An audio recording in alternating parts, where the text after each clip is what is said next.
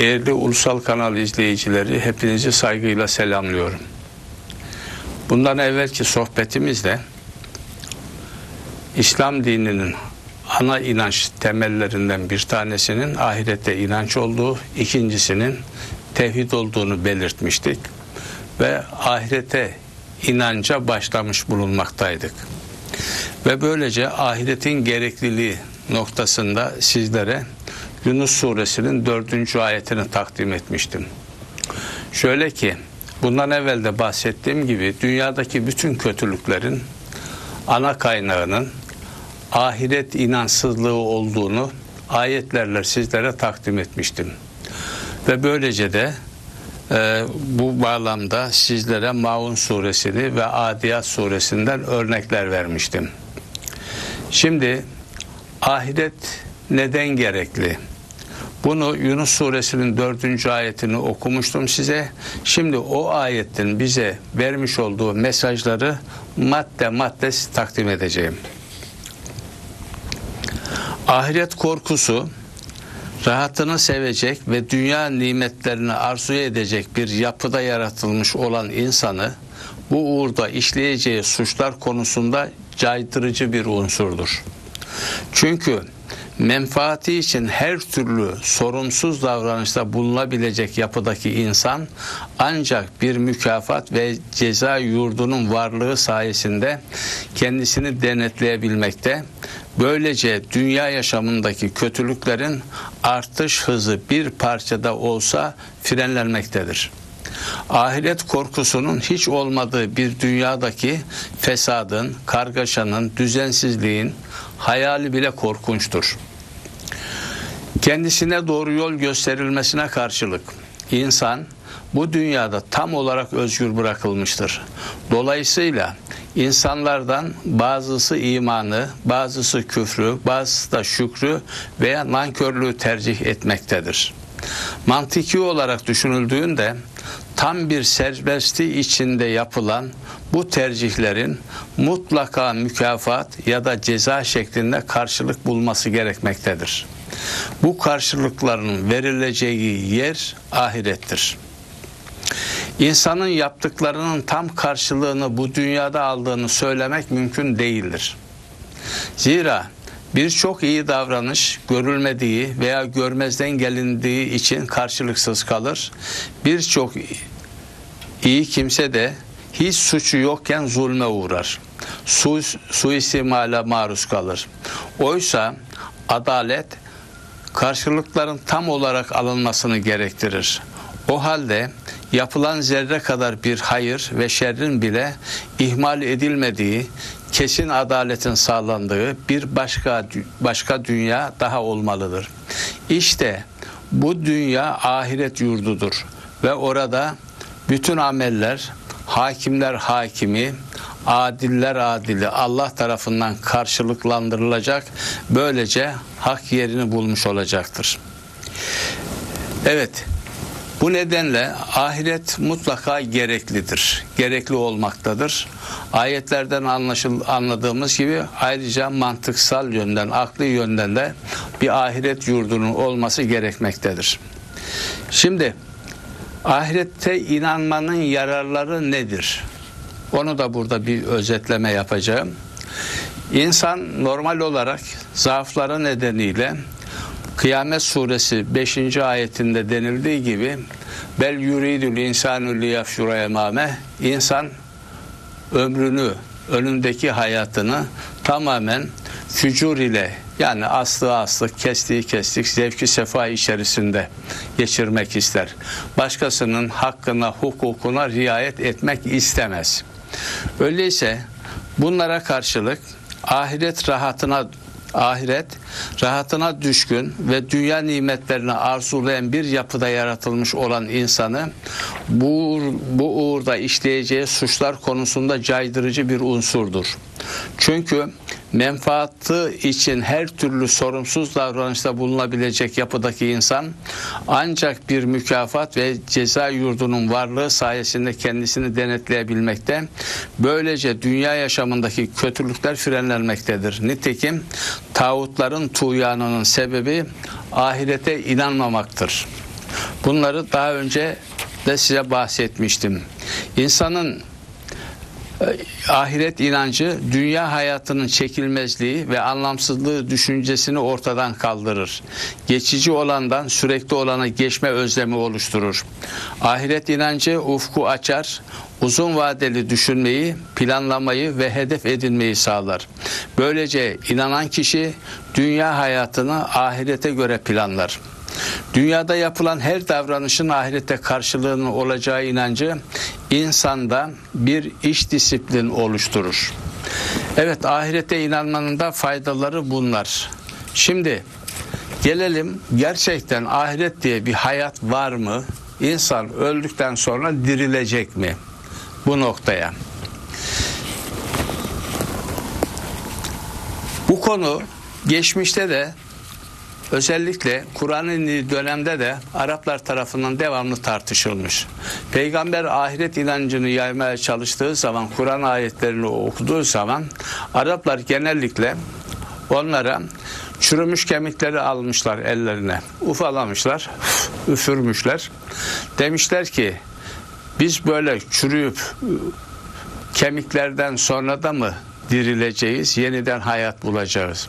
Allah onlara, evet, siz yeniden dirileceksiniz. Sizi ilk defa kim yarattıysa, kim inşa ettiyse, böyle bedeninizi, varlığınızı bir araya getirirse yine de o sizi yeniden yaratacak diye karşılık vermiştir. Şimdi bunları çok Kur'an ayetlerinde dirilmeyle ilgili örnekleme ayetler de vardır. Doğanın canlanmasını, yağmurun yağdıktan sonra ölü topraktan meyvelerin, sebzelerin, bitkilerin bitmesini de Allah buna örnek olarak vermiştir. Ama bunların ötesinde ben şöyle anlatayım. Başka bir surede yine böyle kemiklerin çürümüş, ufalanmış, havaya savrulmuş kemiklerin yok olduğu iddiasına karşılık Allah neyin yok olduğunu, neyin de yok olmadığını biz daha iyi biliriz cesine Kaf suresinde onu bildirmiştir. Kaf 2-4'te. Ayetleri de vereyim. Size daha böyle tatminkar gelsin. Ama onlar kendilerine uyarıcı geldiğine şaşırdılar da bu şaşılacak bir şeydir. Öldüğümüz ve bir toprak olduğumuz vakit mi? Bu uzak bir dönüştür dediler. Biz yerin onlardan neyi eksilttiğini elbette bilmişizdir. Yanımızda da çok iyi kaydedip koruyan bir kitap vardır.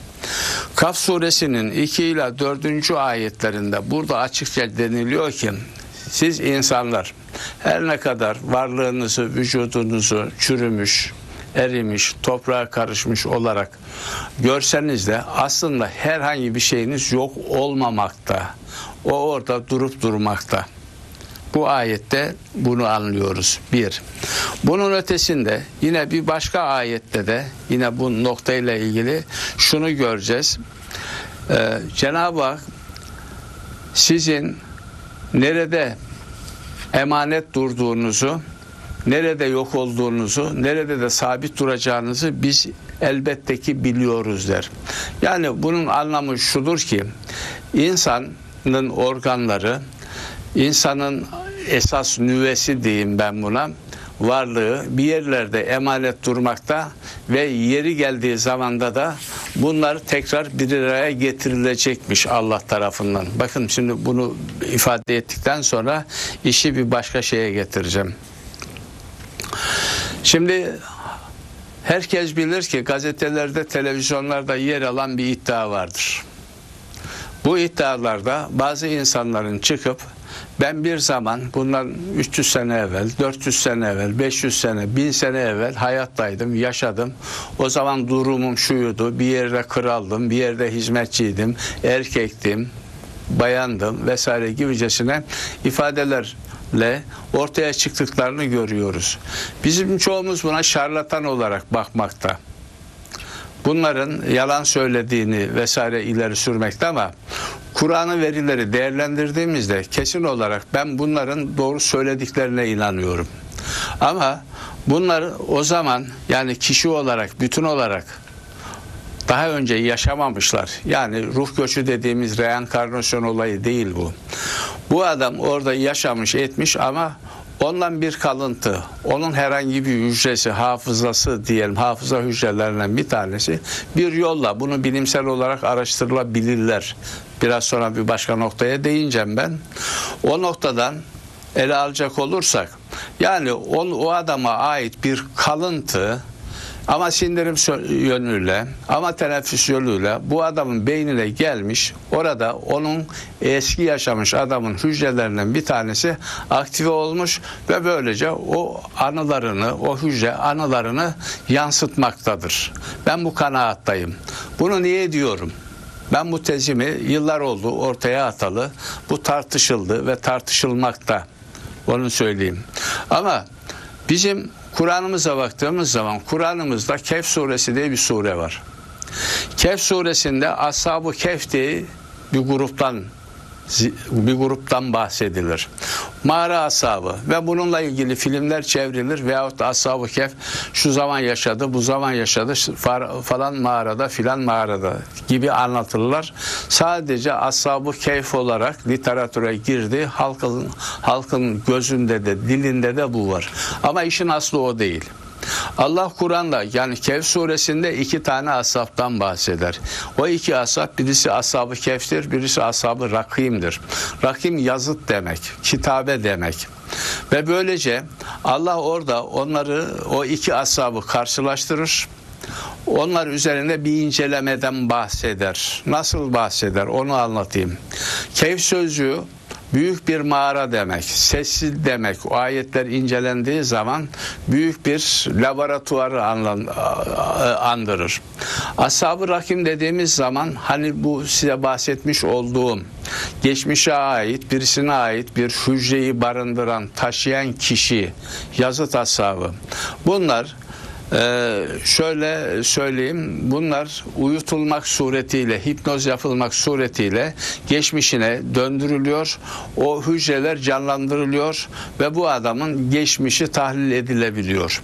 Şimdi bunların yapılabileceğini, yapılması lazım geldiğini Allah Kur'an'da anlatır.